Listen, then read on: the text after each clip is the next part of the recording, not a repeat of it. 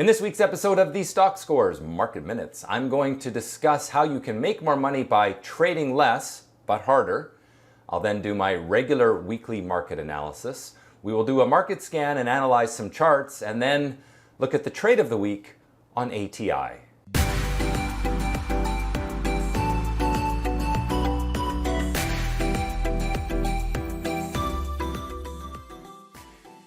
All right, so let's get into this week's topic. Make more money by trading less and trading harder. What do I mean by that? There are thousands of stocks giving hundreds of trading opportunities every day. However, not all opportunities are created equal. And so it's important to be fussy and only take the best trades as they come. In addition, when a trade is working, you want to add to those positions. Get the most out of those situations where you are right. When you are wrong, when a trade is not working, get rid of it. You will make more money by trading less, but it's also important to add to your winners and dump the losers. Now, this may sound really obvious, but the reality is most people, most traders do not do this. They hang on to their losers and they don't add to their winners. Instead, they often get out of their winners early for the fear of having that winner turn into a loser. And you really have to reverse that psychology.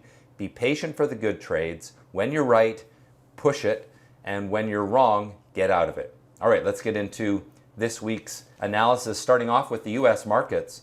And here is a chart of the S&P 500. We'll draw an upward trend line on the short-term chart here. And you can see that we're still in this upward sloping channel. My concern is that we may be getting some weakness here. We've got a falling top that built. So the market broke out through that 3,000 level on the S&P 500.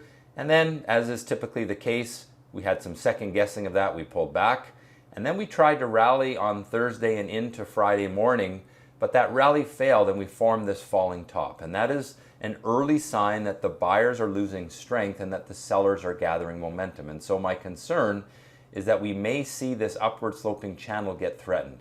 So what you want to watch for is, does this support line get broken? That could happen early next week. If that happens, then does the upward trend line that I've drawn here on the intraday chart, the 30 or the 60-minute chart, does that get broken? If we start to break down through these support levels from this falling top, I think you should be cautious. Now, we haven't had that happen yet. We've only had the first step, which is the falling top. So don't get too worried just yet, but do keep an eye on those things.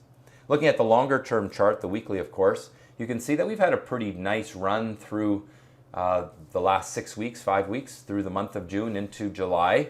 And now we're getting that first week where we closed below our open, perhaps a little bit overextended and due for a pullback. Remember, we rallied into resistance, we broke through it, and often what happens after you break through an important level of resistance from some volatility is you get a little bit of a pullback before the market continues higher. So my long-term outlook isn't really negative. It's more my short-term outlook where I think we could see a week or two of weakness, perhaps even a few weeks of weakness. But until we actually break this upward trend line, I wouldn't be too concerned long-term. On to the Russell Small Cap Index, the IWM is the ETF.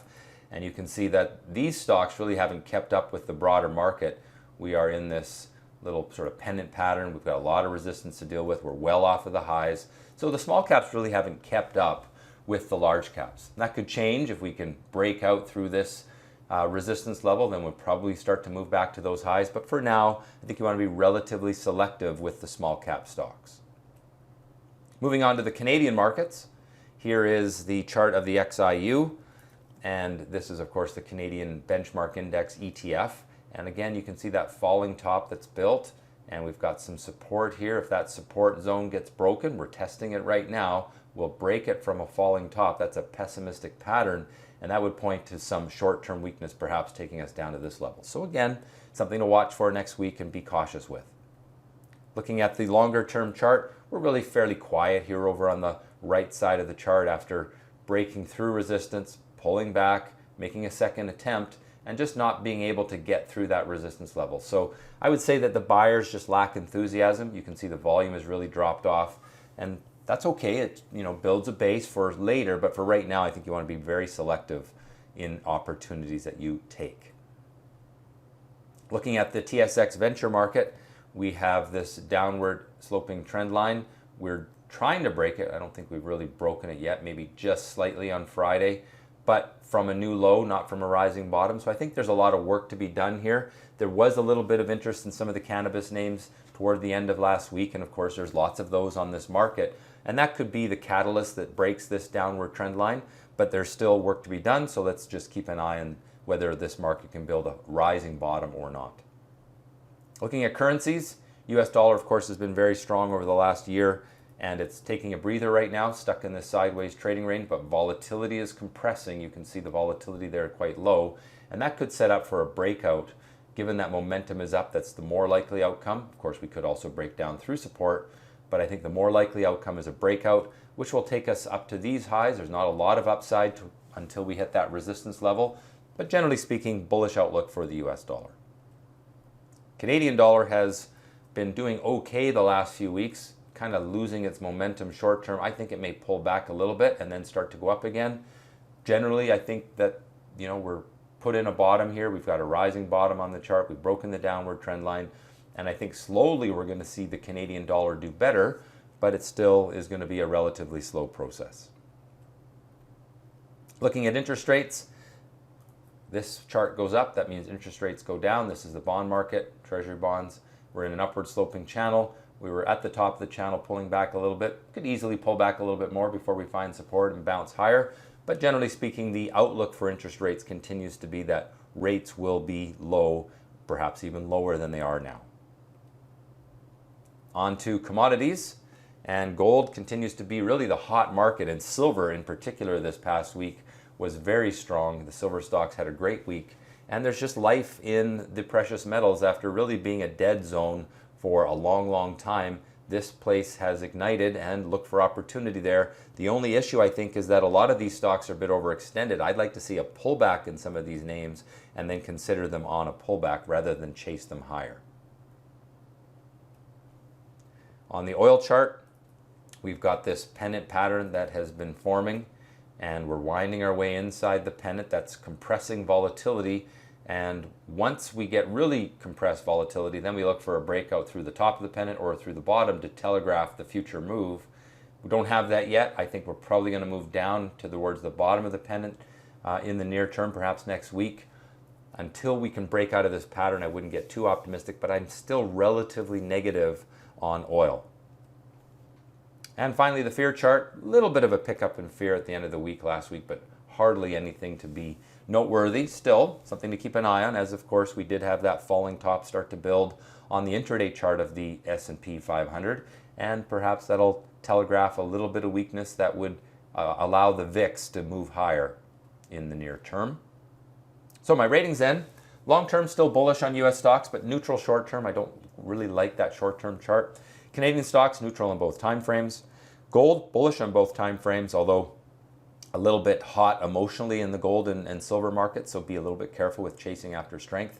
Oil neutral on both time frames. Stocks are showing some signs that profit taking may be coming, so short-term traders should be cautious.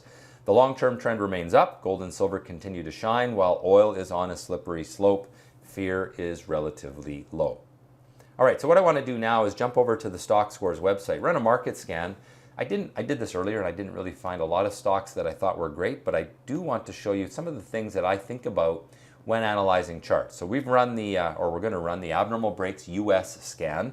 This particular strategy looks for stocks behaving abnormally, showing abnormal price, abnormal volume action, and I'm focusing this on the US market. And I run the market scan. We get 27 candidates. We're going to go through these in gallery view and just analyze a few of these. I'll pick out a few that I think are interesting. So let's first look at this one. This is SB, which had a great day on Friday. You can see the abnormal volume and abnormal price action breaking through this resistance level, sort of a cup and handle pattern. But here's some of the negatives. First of all, the stock has made considerable gains already, and it had a relatively short consolidation. It only went sideways with compressed volatility for 6 or 7 days. And that doesn't really give it a strong base to move off of. In other words, there's still a fair amount of potential that this stock could have some profit taking. Nonetheless, it is a decent chart, and so when I see a decent chart on the daily, I want to take a look at the 3-year longer term chart. And again, this is where I'm not so enthusiastic, because really this stock broke its downward trend line 3 weeks ago, after making a double bottom. And so really that was the time to be a buyer. Now you're getting the reward for having bought it 2 or 3 weeks ago. And that's why, to me, it's a good hold, but not something where I'd want to initiate a position because I just think I'm coming in a bit late on it. Taking a look at this stock, here you've got a number of good things. You've got rising bottoms, which is optimism. You've got this resistance level, which you're trying to break through. It's just right there. The issue, though, is that there's a fair bit of volatility there, and that increases the chance that it will pull back before it goes higher. Now, again, let's take a look at that 3-year weekly chart, and here you see some bigger issues because we've really got some long-term resistance that is held up for a number of years, actually, and we're rallying into that. We hit it, we pulled back, we hit it. I think we're going to hit it again and pull back, and it's just going to take some time before this stock can ultimately break out. If you own this stock, I see no reason to sell it. It looks solid. But to buy it here, I think it's just going to be too much of a waiting game, and you're better to just wait for the market to break out before you really go after it. Just looking at a few more here, this NEWM. Again, an interesting sort of rising bottom scenario there where we've got the lows of the last few days at $9 are higher than the lows back in May. And a break on Friday, but notice that there's a fairly long tail on the candle there, and that tells us that investors were selling into strength. In other words, the people that have owned this stock for some time didn't really buy whatever caused the stock to jump up on Friday, and that's usually a bit of a negative sign. So I think this is good, but not great, and I would probably leave it alone.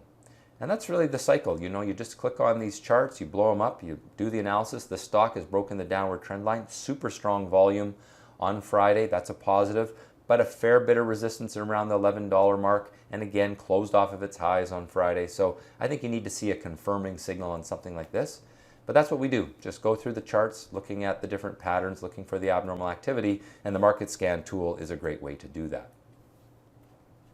All right, on to the day trade of the week. And this week I want to show a fairly capital intensive trade. It's a stock that came up on Friday at the open, and you can see that it broke out right there with the action candle. The pink dot is the action candle. It rallied quite strong, went up to 8 RR, then pulled back, lots of volatility, and ultimately this stock gave us a 7 RR gain if we listened to what the market told us. And this is what I want to drive home, is that on Friday the market broke its down or upward trend on the intraday chart at about just after 1 o'clock, I think 1:02 or something like that. And at that point I get cautious with the trades that I own. I tighten my stops, I get more aggressive with exits, and in this case we had a signal to exit at about 7 RR risk reward. In other words, 7 risk rewards. So in other words, you got a $700 gain, which is a nice 5% return on the capital required. But if you waited, if you hung on to that trade as the market was selling off in the afternoon, which is what it did on Friday, you got a much worse performance. And so sometimes when the market is rolling over, when the market is getting quite weak going into the close, you want to get more aggressive with your exits and just take the money and run. All right. Well, that has been the Stock Scores Market Minutes. Listen, I've got a webinar coming up on Tuesday of this week. That's Tuesday, July 23rd. If you go to the Stock Scores website in the upcoming events or the webinars area, you can register for that. It is a free webinar. The topic is, so you want to be a day trader. I'm going to go through some of the things to think about if you have aspirations of being a day trader. And so just go check it out, Stock Scores website. It's at 6 p.m.